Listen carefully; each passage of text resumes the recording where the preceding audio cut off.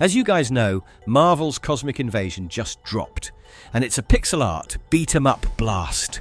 Retro vibes meet slick Marvel heroes like Wolverine shredding foes, storm lightning zapping crowds, and smooth tag team swaps for killer combos.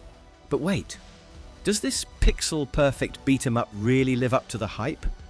Or will it crash like a bad Portal? Drop your guess in comments. Also, which duo are you running first? Let's move towards our honest review of this Marvel Cosmic Invasion.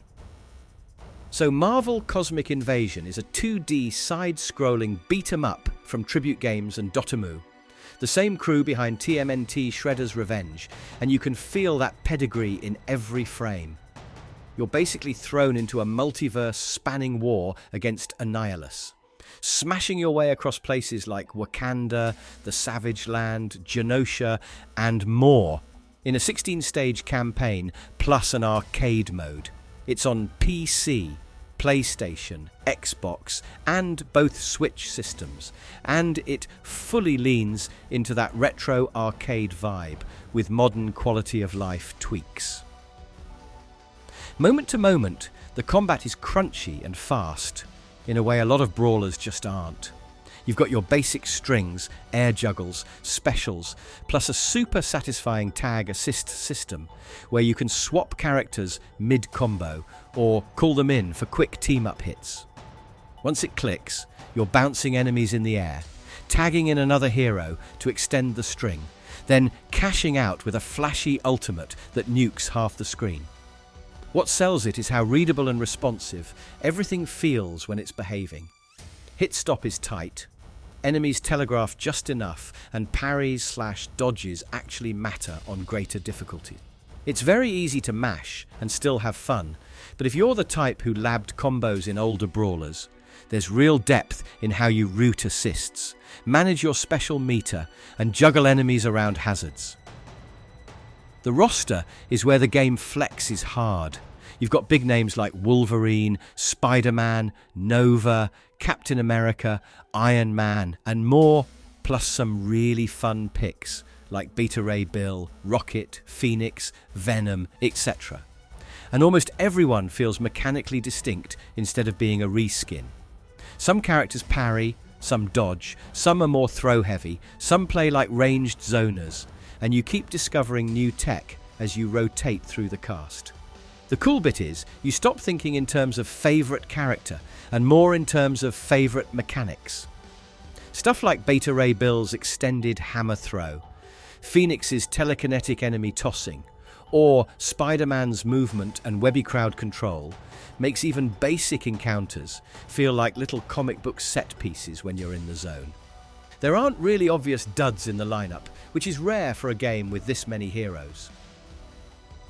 The story mode is a pretty snappy run through Marvel's cosmic and Earth locations, with each stage capped by a boss fight tied to a recognizable villain.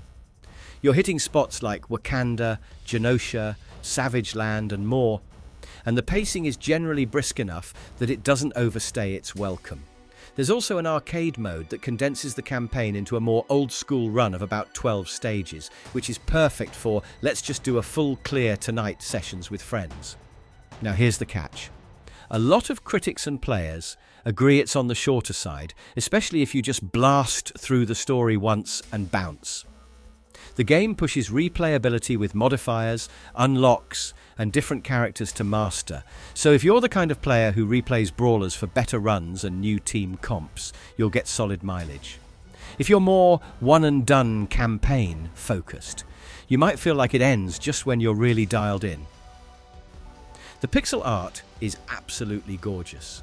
This is easily up there with the best-looking Marvel arcade-style games. Sprites are chunky but super expressive, the animations are clean, and the backgrounds are packed with little details and giant set pieces that give each level its own identity. It really leans into that moving comic panel vibe without looking cheap or lazy. On the audio side, the soundtrack does exactly what it needs to. High-energy tracks that keep momentum up, with big punches and specials that sound satisfying without becoming noise. Voice work in story mode is surprisingly on point too, with heroes and villains actually sounding like their personalities instead of generic one-liners slapped over cutscenes. This is one of those games that practically begs you to play it with friends. Up to 4-player local or online co-op turns fights into pure chaos in a good way, with assists and supers popping off everywhere, and the tag mechanics really shine when you coordinate even a little bit. If your squad likes couch sessions or online brawler nights, this is an easy win. Solo is still fun, but a few reviewers pointed out that you can feel a drop in momentum when you're alone, especially in longer runs or on greater difficulties. Some of the busier boss fights and hectic endgame moments can cross from hype into visual soup when it's just you trying to read everything. So, yeah, playable and enjoyable solo, but it clearly peaks as a co-op game. Enemies hit that classic beat-em-up range, grunts, annoying ranged dudes, flying pests, and bigger threats that push your defensive mechanics. The problem is that by the time you're deep into the campaign, some players and reviewers noted you start seeing a lot of the same bugs, symbiotes and bots over and over, which can make late-game waves feel a bit samey. The hero variety massively helps, but the enemy pool doesn't always keep pace with how creative your roster is. Boss fights are a mixed bag in a fun, but sometimes cheap kind of way. Some encounters are awesome skill checks that force you to actually use parries, smart movement, and good assist timing. Others lean into big difficulty spikes in their final phase, where damage ramps up and the screen fills with effects, and it can feel more like you're getting stun-locked in chaos than punished for bad play. Overall, the game runs well, but not flawlessly. On most platforms, you're looking at smooth performance during regular gameplay, with very occasional frame dips when the screen completely explodes with enemies, hazards, and effects. Some reviewers mentioned sporadic frame drops in the most intense scenes and a couple of minor glitches here and there, the kind of stuff that's annoying but not game-breaking and likely patchable. Just to give you a vibe check on where the wider gaming crowd landed, critics are generally very positive on this one. Aggregators put it in the generally favourable range, with scores hovering around the low 80s and a high recommendation rate from reviewers. A lot of outlets are calling it one of the best modern Marvel beat-em-ups, praising the roster, combat depth, and presentation while dinging it for repetition, occasional technical hiccups, and the relatively short campaign.